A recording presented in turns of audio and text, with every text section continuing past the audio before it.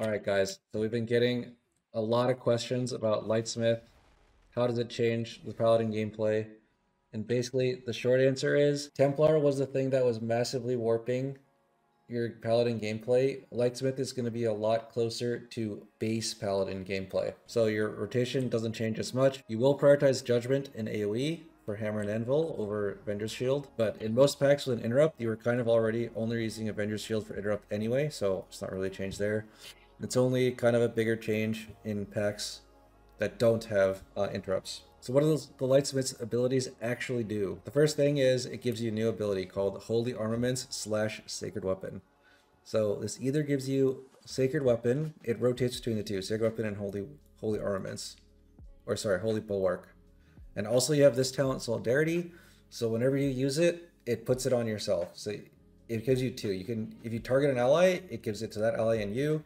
If you target yourself, it puts it on a random ally, or maybe it's close to ally, I don't really know. So you always get two of them, and you can pick who you give it to. Generally, I think this is better on melees, but I do not have any proof of that. That's just been pure feely crap. Honestly, half the time I just target myself with it, and that's enough. In raid, I definitely just target myself with it, and it seems to do a lot of damage that way. The damage portion of this is Sacred Weapon. The Holy Bulwark is kind of just a shield. You can use it like on pull or for pure HPS. If your team is struggling, or if you're struggling, that's when you send it. Or if you just want a shield. For the Sacred Weapon, there is one rule, which is there's two rules. Number one, don't overlap with the other sacred weapons that you get for free. And number two, try to get one during wings outside of the free one. So the free one during wings is Blessing of the Forge.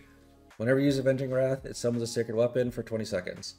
But your wings last longer than 20 seconds. So after this falls off, you can use a second one. That's what I mean by that. You also have Divine Inspiration, which gives you random procs of sacred weapon. If you have a random proc running right then, you don't want to use a fresh one because it will override it. It does Pandemic, so if it's like with 5 seconds left, you can use it and it'll go to 25 instead of 20, which is fine. But if it's more than 5 seconds left, you don't want to override it. So avoid that. Other than that, that's all the rules with Sacred Weapon. Just use it off cooldown other than that, as long as you get a full use. The other thing we need to play around is Divine Guidance. So on single target, this is not a gain, but in dungeons, from my testing, even though Blessed Assurance sims higher, Divine Guidance is more damage and more healing. So I've been playing Divine Guidance. It's been doing a lot of damage. In my most recent key, it did 11.5% of my damage. So what does it say? It says every 5 finishers, your next Consecrate deals some damage and healing to, and it's split across all enemies and allies. So it's pretty simple. Every 5 finishers, you push Consecrate. That's the whole thing. If you're not playing big Consecrate, your Consecrate's radius isn't that big, so you might want to like step into the pack to use this, which can be a little bit dangerous, so be careful of that. That's the only thing you really need to play around. The other thing that's different from Templar is that Divine Purpose is not as valuable anymore, so we're not going to be playing Strength Conviction. We're going to be playing this talent setup on the left, and the right side doesn't really change much. You can play Inspiring Vanguard over Faith in the Light for damage over defensive. You can drop Spellward in a few dungeons, and you can play Bop in a few dungeons.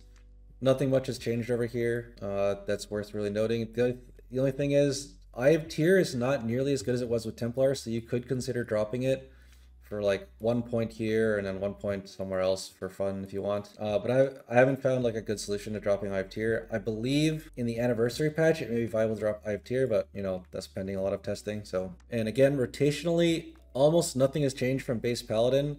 If you were holding Avenger's Shield for interrupts, you still do that. Judgment is higher priority than usual because of Hammer and Anvil. But other than that, the priority is pretty much the same. One thing to note is that Lightsmith does, in my opinion, feel a little bit squishier than Templar.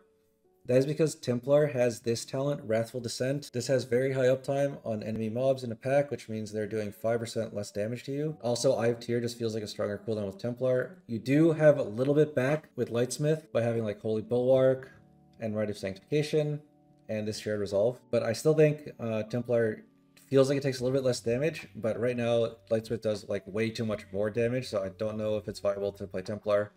It's been 1 day, I've only played Lightsmith, the damage has been insane, so I think I'll probably be sticking with Lightsmith. It is maybe potentially viable to play Sentinel with Lightsmith, even though Crit Wings does have synergies, like the long wings synergizes really well with Blessing of the Forge.